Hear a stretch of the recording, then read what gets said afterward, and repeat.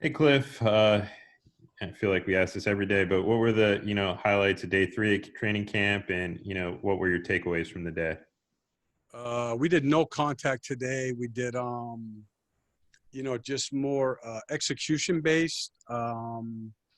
We have hit a lot the first 2 days. So today was, we added a lot of offense. And we did some of the, again, press offense, press defense, things like that. And again, I think our energy level right now is good. I love our approach. And, there's just certain things in a training camp you have to do just so you can be organized enough to play. And I think it was also, talking to Lindsay yesterday, the guys had worked hard for 2 days. We had done a ton of contact.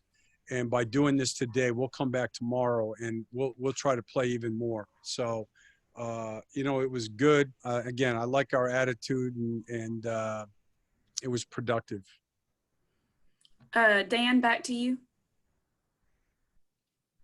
Just to continue on that, I know you had mentioned that defensive installation would be the focus coming up next week. Is that how you plan to go on Monday, continuing with some of the defensive installations?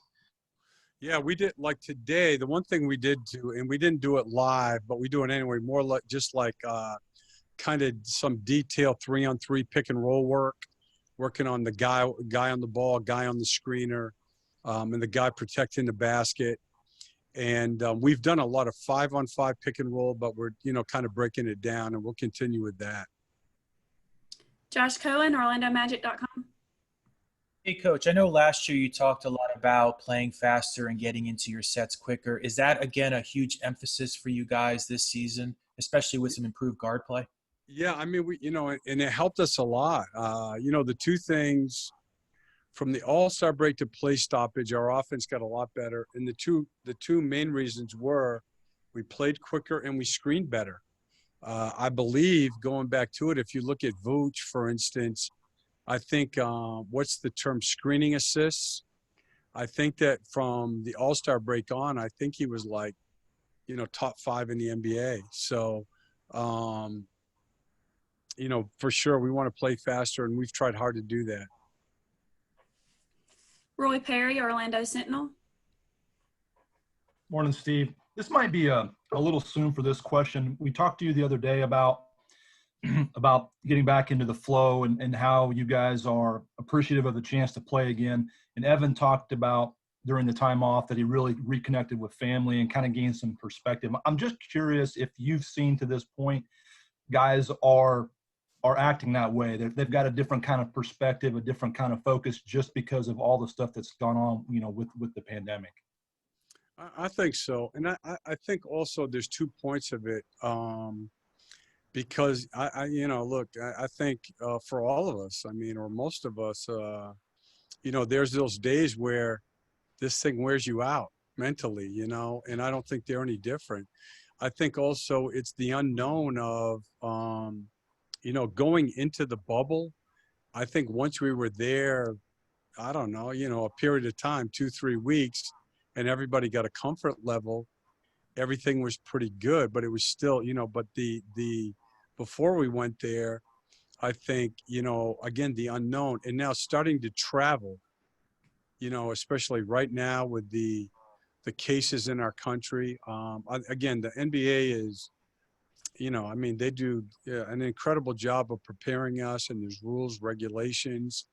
But it's the same thing. I mean, it's another aspect of your life. And so we do talk about that a lot. I do it more individually with guys, but I understand, because I think we all go through it. Listen, most of us know people or have friends who have lost someone.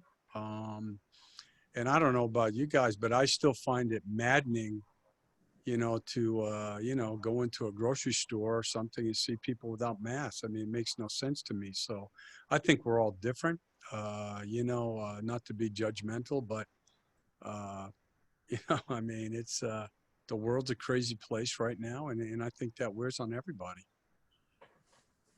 Josh Robbins, The Athletic. A less important question, admittedly, Steve, but your team finished 11th defensively league-wide in defensive rating last year. I suspect that's not where you wanted them to finish. What did you think? Do you think that your team underachieved defensively last year? And if so, or even if it, whatever you want to call it, why wasn't it as good as you'd hoped you'd be? I mean, yeah, I think we did. I thought we'd be better. I definitely, I think through 40, I think, Josh, if you look at it, I'm going to say through like 43 to 45 games, we were like 7th. And then, the stretch from the All-Star break to play stoppage, we were like 23rd. And we played well in that stretch. I mean, we were 8-4, but we were first in offense. But it's funny, I just had this conversation with Aaron Gordon this morning, is the thing we didn't do as well last year, and I think we would have gotten there, frankly, is, 2 years ago, the final 30, whatever it was, 30, 31, 32 games, we were pretty good offensively. I want to say like 12, 14, something like that. But we were so locked in on defense. We were the best defensive team in the league.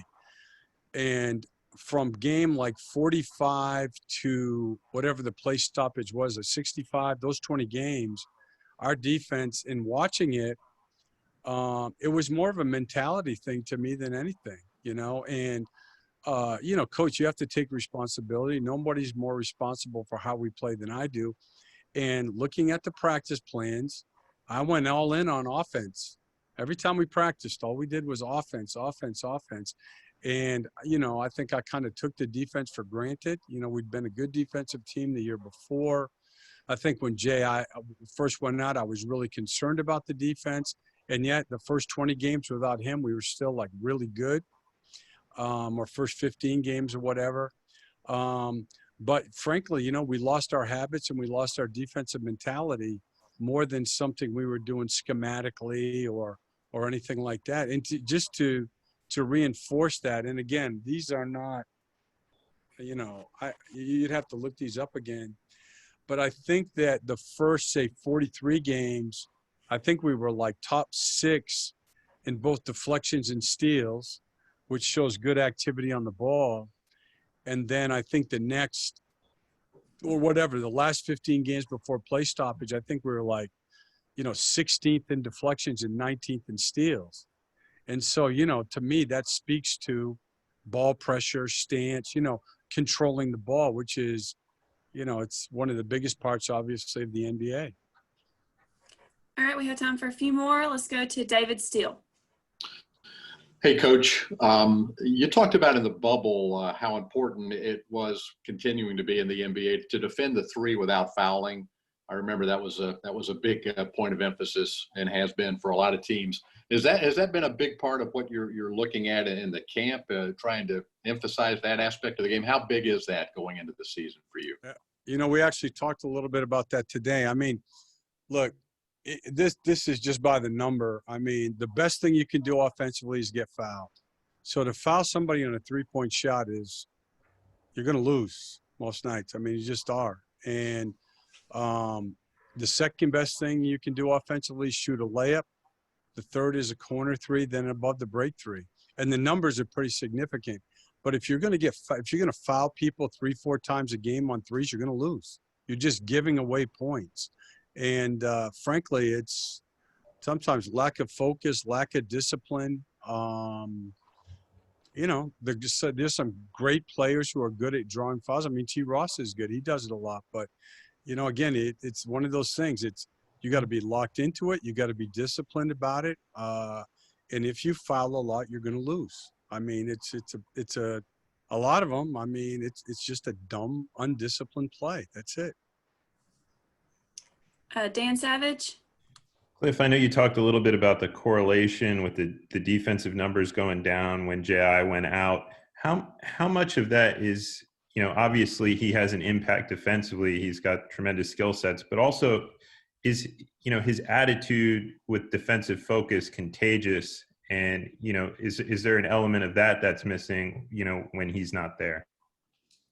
Well, I mean, I would say maybe, but I think it's 2 things. One, I think it's the work that we did because, again, in the, I want to say the first 18 to 20 games we played without him, our defense was equally as good. It didn't take a step back at all. And then again, if you look at looking at the practice plans, we didn't work on it as much. The other thing I will say is this, and this is one that, will play out again this year. When I played Kim Birch at 4 with Vooch, we were really, really good defensively, like really good.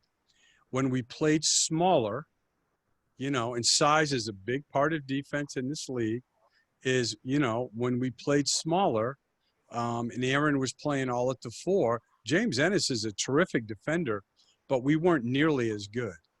And, as much as versatility is a big deal, the one thing I found out in the bubble, for instance, is where I screwed up in that stretch of games was our defense with Kim at 4 and Vooch at 5 was really good. We just struggled on offense.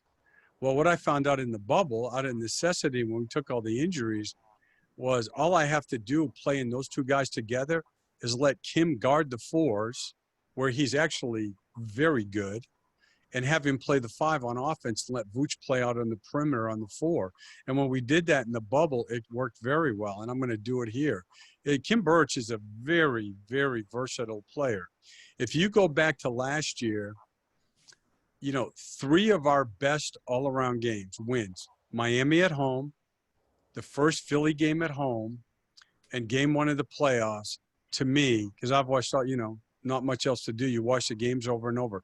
Those were our 3 most intense 48-minute performances, those 3. He was right in the middle of all 3 of them. He wasn't a small part of it. He was right in the middle of all 3 of them. So, listen, he's a very valuable player.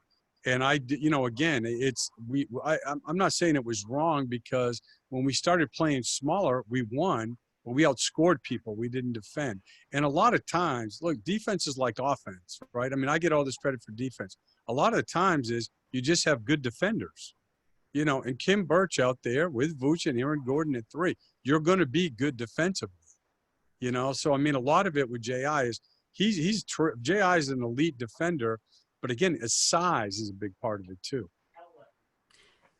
Okay, the last question for Coach. We'll go back to Josh Robbins.